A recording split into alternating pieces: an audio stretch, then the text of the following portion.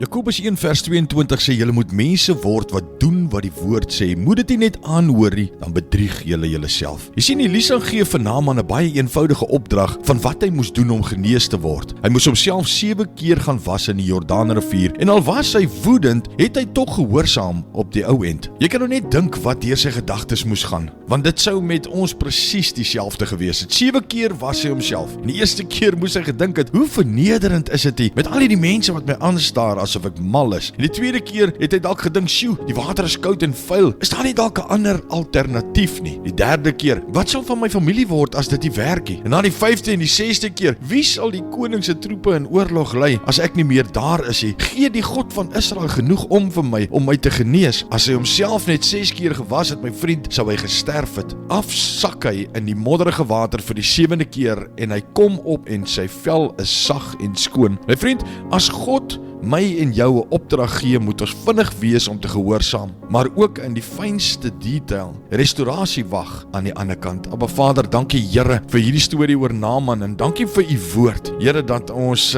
mense moet word wat doen wat u woord sê, Here, want anders sal ons dit nooit in volheid kan lewe, dit wat u vir ons bestem het. Ons eer u, ons loof u en ons prys u net vir u kosbare woord in Jesus se naam. Amen.